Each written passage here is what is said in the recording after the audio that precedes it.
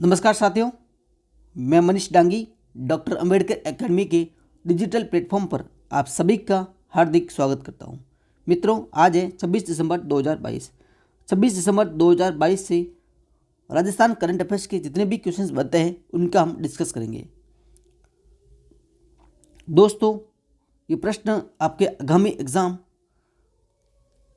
अध्यापक भर्ती परीक्षा, द्वितीय श्रेणी शिक्षक संस्कृत विभाग, RAS, SI, LDC, स्टेनोग्राफर, अन्य सभी प्रतियोगी परीक्षाओं के लिए महत्वपूर्ण है। दोस्तों, बढ़ते हैं पहले क्वेश्चन की तरफ।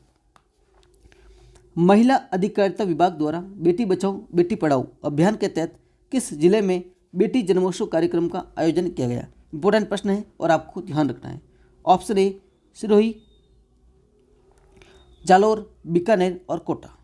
तो मित्रों, जवाब रहेगा इनका सिरोही, यानी कि A option is right answer.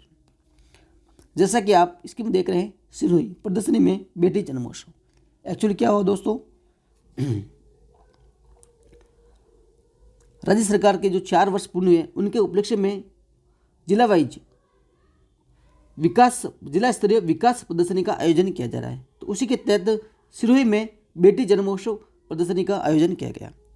Okay, अब बात करते हैं दोस्तों बेटी बचाओ बेटी पढ़ाओ। बेटी बचाओ बेटी पढ़ाओ कि राजस्थान में ब्रांड एम्बेसडर कौन है? तो ध्यान रखना है, अवनी लेखरा। कौन है? अवनी लेखरा। जो इंपॉर्टेंट बात है वही मैं आपको बताऊंगा ना, अवनी लेखरा। अब दोस्तों, एक और इम्पोर्टेंट बात है, इनसे संबंधित जितने भी जो अभियान है बेटियों से संबंधित, तो एक और है स्वस्थ बेटी अभियान। स्वस्थ बेटी अभियान ये कहाँ पे चला गया अभियान? तो बानुसर अलवर में। कहाँ पे? बानुसर अलवर में। ओके, और डूंगरपुर में दोस्तों पुलिस मेरी दोस्त अभियान। पुलिस मेरी दोस्त अभियान।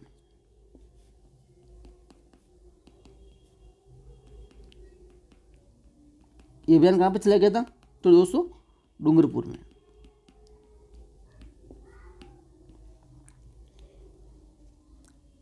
अब बात आई है दोस्तों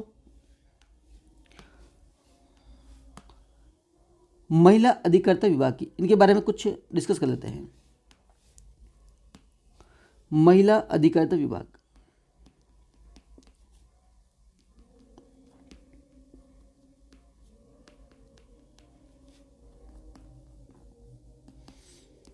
महिला अधिकारिता विभाग की स्थापना की बात की जाए तो इनकी स्थापना हुई थी 18 जून 2007 को। कब हुई थी?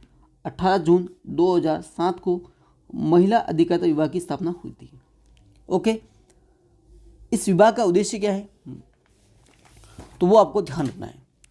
महिलाओं की स्थिति को बेहतर बनाना, उनके विकास की मुख्य धारा को समान रूप से जोड़ना और शासन में महिलाओं के मुद्दे को प्रमुखता से उठाना। ओके, वो आपको ध्यान रखना है।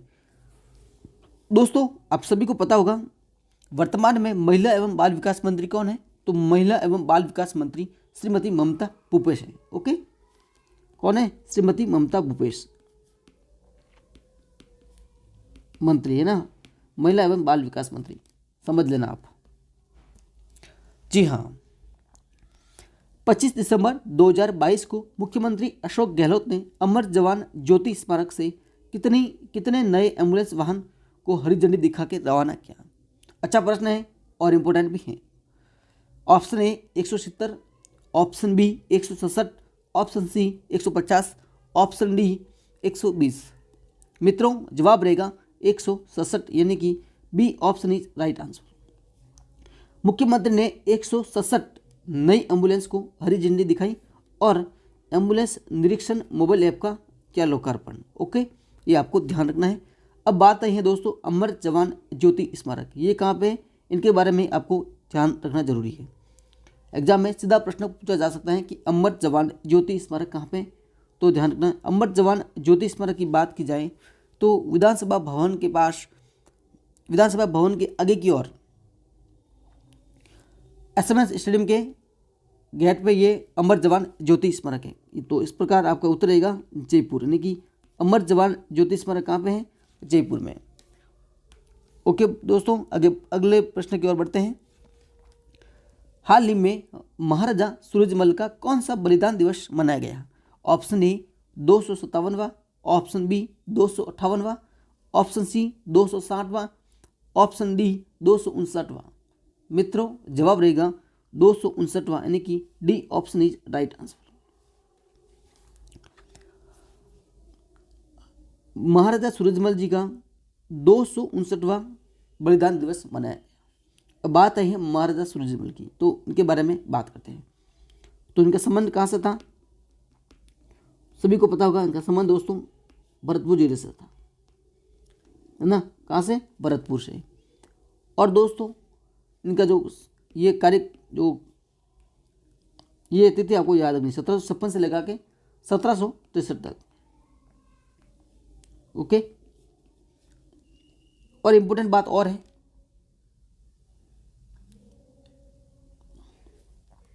इन्हें जाटों का अफलातून, जाटों का प्लेटो या फिर अफलातून कहा जाता है। जाटों का प्लेटो या अफलातून। एलडीसी में सीधा प्रश्न पूछा जा सकता है, सीईटी में भी पूछा जा सकता है कि जाटों का अफलातून किसे कहा जाता है। तो आपको ध्यान होना जरूरी है, महाराजा सूरजमल को जाटों का प्लेटो या अफलातून कहा जाता है। इनके पिताजी का नाम क्या था? तो ध्यान रखना, ये बदन सिंह का पुत्र था और इनका उत्तराधिकारी था, बदन सिंह का पुत्र था। ओके दोस्तों, अब बढ़ते हैं अगले क्वेश्चन की तरफ।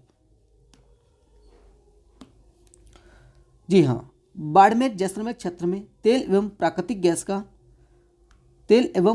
गैस का एक्सप्लोशन डैश उपक्रम द्वारा किया जाएगा। GAIL India, Indian Oil Corporation, Reliance Industries और अडानी ट्रांसमिशन। तो मित्रों जवाब रहेगा गेल इंडिया द्वारा, यानी कि A option is right answer. Barmer Jaisalmer क्षेत्र में तेल एवं प्राकृतिक गैस का एक्सप्लोशन गेल इंडिया उपक्रम द्वारा किया जाएगा। ओके, जैसा कि आप स्क्रीन में देख रहे हैं, बाड़मेर जैसलमेर क्षेत्र में गेल इंडिया तेल प्राकृतिक गैस का एक्सप्लोशन करेगी। अब बात नहीं है दोस्तों गेल इंडिया की, तो गेल इंडिया की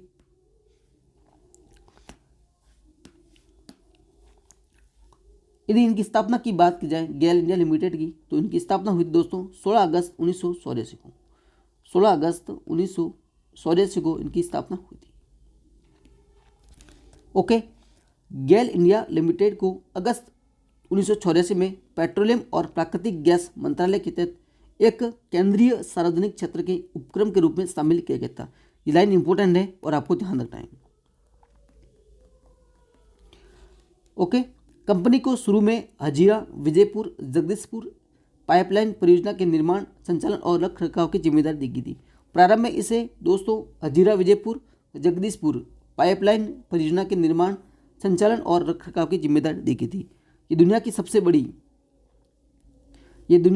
सबसे बड़ी क्रॉस कंट्री प्राकृतिक गैस पाइपलाइन परियोजनाओं में एक थी। इंपॉर्टेंट बात है, मूल रूप से यह 1800 किलोमीटर लंबी पाइपलाइन 1700 करोड़ रुपए की लागत से बनाई गई थी और इसने भारत में प्राकृतिक गैस के लिए बाजार के विकास की नींव रखी। तो आपको ध्यान होना जरूरी है कि गेल इंडिया लिमिटेड की स्थापना कब हुई थी? 16 अगस्त 1984 को हुई थी। ओके, अगले प्रश्न पर बढ़ते हैं। जी हाँ, वर्ष 2022 में राजस्थान में मुख्यमंत्री अनुप्रति कोचिंग योजना के अंतर्गत कितने विद्यार्थियों को लाभान्वित किया जाना प्रस्तावित है? ये प्रश्न ग्रुप सी 24 तारीख को पूछा गया था प्रथम पारी में, यानी कि जीके एंड साइकोलॉजी में। ओके, तो दोस्तों ये प्रश्न इंपॉर्टेंट भी है और आपको ध्यान रखना है। Option A 12,000, option B 18,000, option C 22,000, option D 15,000। तो मित्रों जवाब रहेगा इनका 15,000, यानी कि D option is right answer. वर्ष 2022 में राजस्थान में मुख्यमंत्री अनुप्रति कोचिंग योजना के अंतर्गत 15,000 विद्यार्थियों को लाभान्वित किया जाना प्रस्तावित है। दोस्तों बात है यह है कि सामाजिक न्याय एवं अधिकारिता मंत्री श्रीमान टीकाराम जूली ने शैक्षणिक वर्ष 2022 से 23 हेतु मुख्यमंत्री अनुप्रति कोचिंग योजना के नवीन पोर्टल का शुभारंभ किया और इस अवसर पर बताया इन्होंने कि इसे वर्ष इस वर्ष बढ़ाकर दोस्तों 15,000 कर दिया है, यानी 10,000 से कितनी कर दी, 15,000। तो आपको ध्यान रखना है कितनी, 15,000। इस वर्ष के लिए दोस्तों CA यानी चार्टर्ड अकाउंटेंट और CS दोनों कोर्स को भी इसमें शामिल किया गया है। दोस्तों आप सभी जानते होंगे मुख्यमंत्री अनुप्रति कोचिंग योजना का संबंध किससे है? तो मुख्यमंत्री अनुप्रति कोचिंग योजना का संबंध है प्रतियोगी परीक्षाओं से, है ना, प्रतियोगी परीक्षाओं से। ये भी प्रश्न एक बार एग्जाम में पूछा गया था। तो दोस्तों फिलहाल आज की बुलेटिन में इतना ही, तब तक आप सभी का धन्यवाद।